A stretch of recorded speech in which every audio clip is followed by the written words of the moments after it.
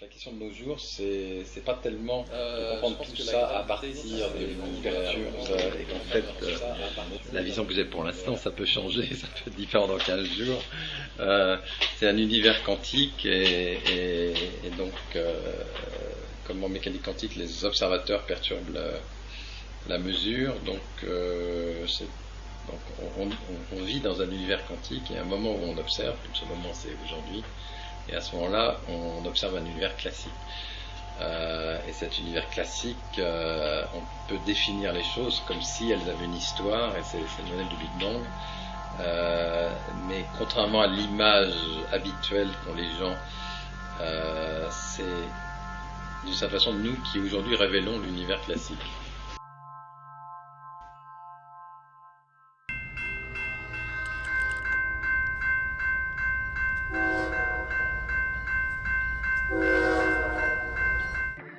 Je suis Pierre Binetruy, théoricien des particules, m'intéressant plus spécifiquement à l'application des théories de l'infiniment petit à la physique de l'infiniment grand et du cosmos.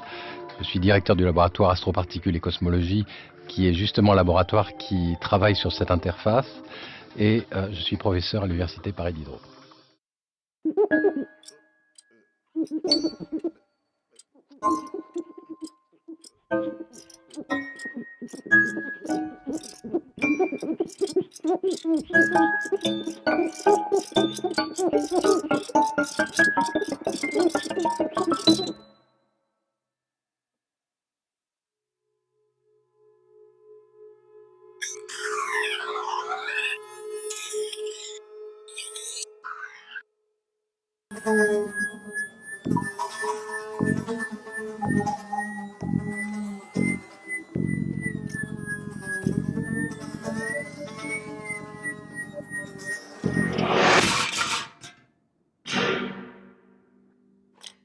Le vide, c'est un tout qui a l'air de rien.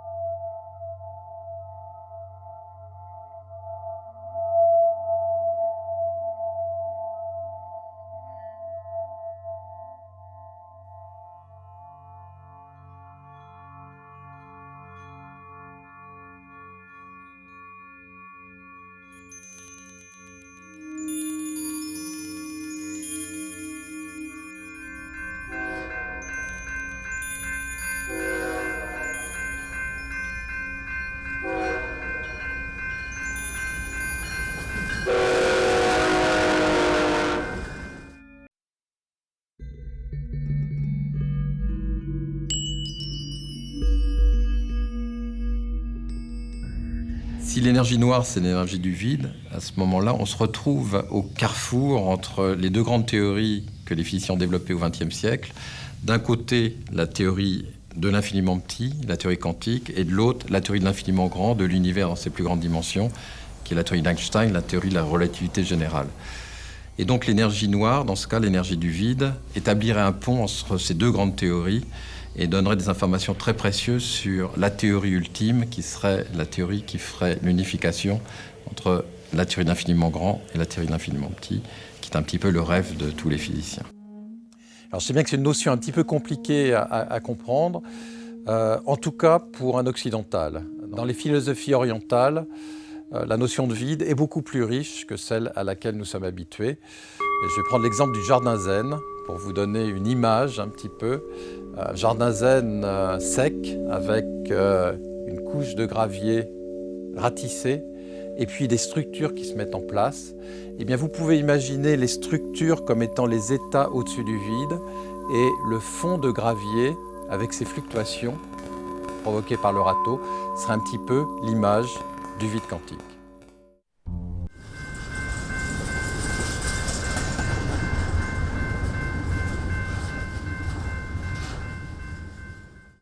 visiting Berkeley from Paris, and I'm a theorist working in the field of cosmology and gravitation.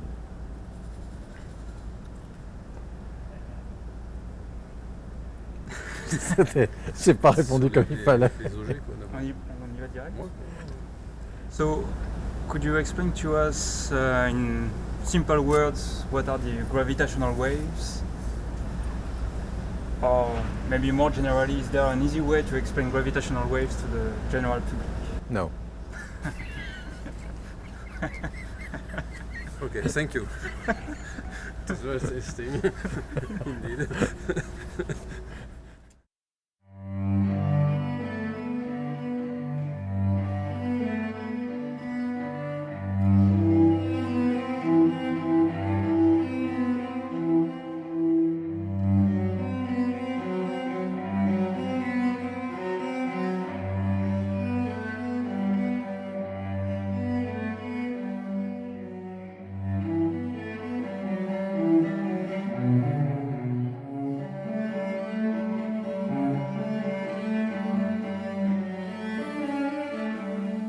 Je me rappelle très bien quand j'ai vu les premières mains.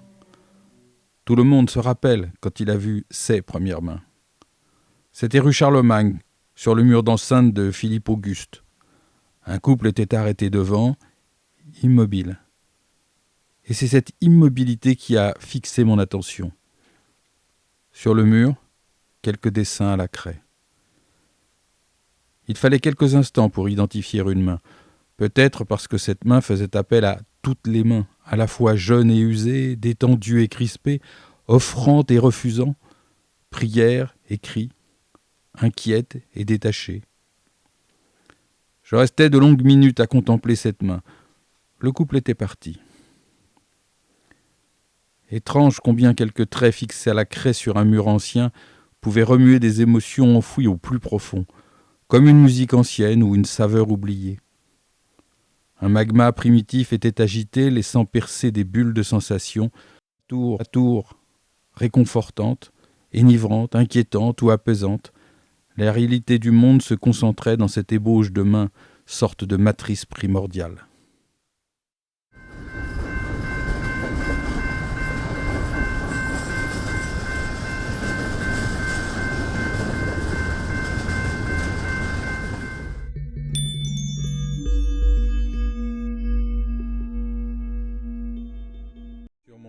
D'abord. Le théoricien a sa recette pour estimer le poids de vide. Dans ma tête, ensuite. Une cuillerée de gravitation avec la constante de Newton. Oubliez la déjà trois pincées de relativité belle sous forme forme de vitesse de les la rendez-vous lumière. à prendre, Un zeste les dates nous sommes limites de extasiés dossier au quantique spectacle avec la des constante étoiles de Planck. qui semblaient Difficile. moucheter le ciel. Jeter noir de quelques deux, Vers le vide dans l'univers, quelques pour la cache l'assaisonnement. attention, le nous avons avons repéré la la bande bande laiteuse de la Voie lactée, plein de quelques constellations constellations, de identifier des fluctuations couleurs différentes et de moins deviner un infinies. fourmillement de lumière.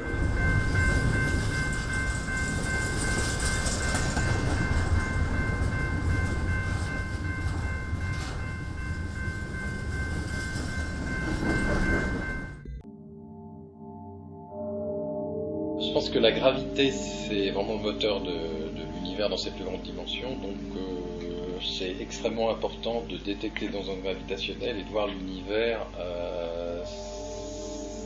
ce qu'on voit de l'univers avec les ondes gravitationnelles. Parce que, comme je disais, on a un biais qui est probablement le fait qu'on est formé de protons, de neutrons et d'électrons, qu'on est sensible à la lumière visible. Et donc, on s'imagine notre construction de l'univers pendant des centaines, si ce n'est pas des milliers d'années, c'est construit sur l'univers lumineux. Ce qu'on est en train de découvrir, c'est que l'univers non lumineux est l'essentiel de l'univers, et que donc peut-être que notre vision de l'univers est biaisée à cause de ça. Donc il est extrêmement important de voir par exemple l'univers gravitationnel, et la meilleure façon de voir l'univers gravitationnel, c'est avec les ondes gravitationnelles. Dans l'eau, il y a des rides qui vont se former. Alors ça ne va pas être à la surface de l'eau, ça va être des rides qui vont déformer l'espace-temps et vont se propager dans tout l'univers.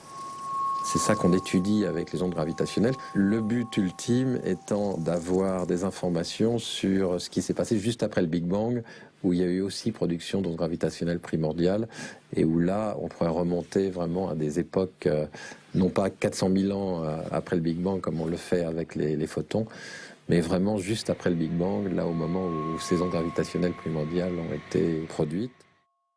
L'horizon du trou noir, c'est la surface qu'on traverse, une surface sphérique autour du trou noir. Une fois qu'on l'a traversé, on ne revient pas en arrière, c'est donc la surface de non-retour. À l'intérieur du trou noir, il y a la singularité, il y a le régime quantique, etc. À l'extérieur du trou noir, il y a la gravitation du trou noir. Et donc, on est vraiment à l'interface entre gravitation et physique quantique. Je suis convaincu que c'est à l'horizon qu'on va comprendre ou voir des signes de ce qui unifie la gravitation et la théorie quantique. Un horizon, c'est une frontière entre le connu et l'inconnu. D'une certaine façon, on a du mal à concevoir un univers infini. Eh bien, l'horizon, c'est ce qui va limiter notre univers observable au sein d'un univers infini. C'est ça qui nous réconcilie avec l'infini.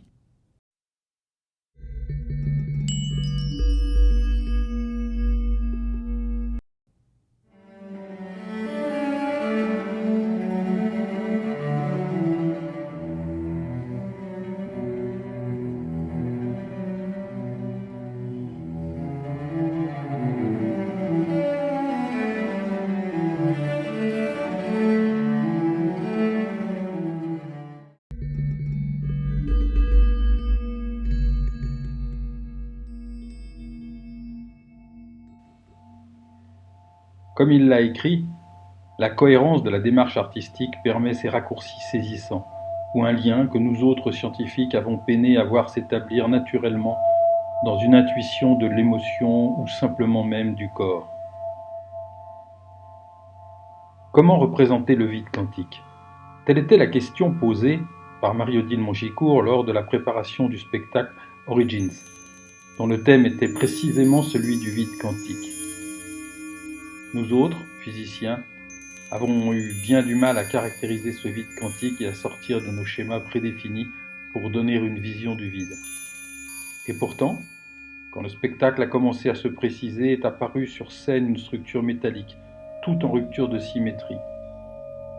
Les artistes acrobates se sont déployés sur cette structure du vide, exprimant par leur mouvement tout l'empire de la gravitation. Les temps d'Helena Hassine se sont multiples. Temps de l'alternance, du vide et du plein. Un rythme complexe et fractal où le volume se dépouille et doit presque disparaître pour se reconstruire. Comme la vague vient s'annihiler pour recréer la vague suivante.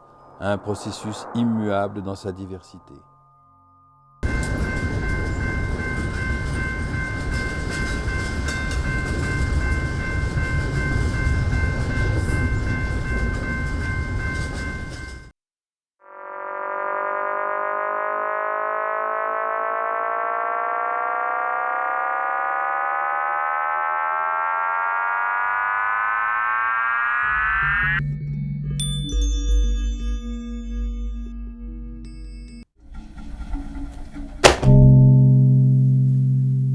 Why is that?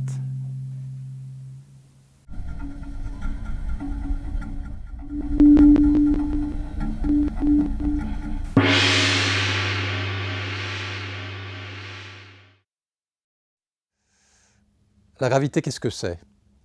Une pomme qui tombe sur la tête de Newton, Einstein en chute libre dans l'ascenseur, la Lune qui n'arrête pas de tomber, des galaxies qui rentrent en collision, un astronaute qui tombe dans un trou noir, un paquet de sucre qui flotte dans la station spatiale. Si vous voulez en savoir plus sur la gravité, suivez le MOOC Gravité. Aïe!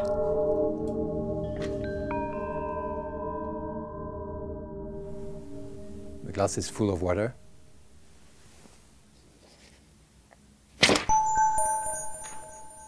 Why is that?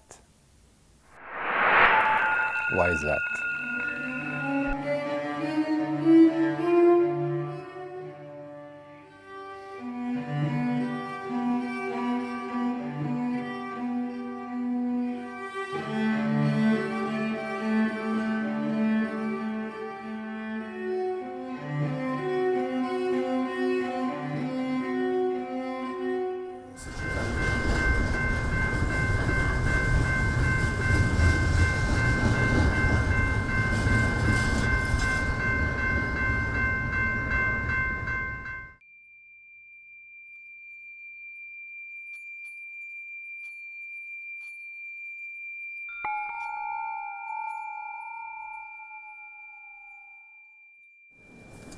Los primeros sonidos del espacio recibieron retrospectivamente el nombre Madre, más llamada también la radio. Ahora que no puedo escucharte, la radio se prende en mí. Miedo de un tipo de silencio que llenó como voz de arabescos, ejercitándome en otras lenguas, mi lengua. Igual que los chicos que cubren las paredes con dibujos que las llenan completamente de colores gorjeos, que fingen figuraciones cuando son ilustraciones de saturación, donde buscar el punto, el agujerito, la brecha por la que podrás pasar al otro lado como un jugador en el partido, a cualquier lugar a donde te guíe tu deseo. Et je pense à mon ami Pierre.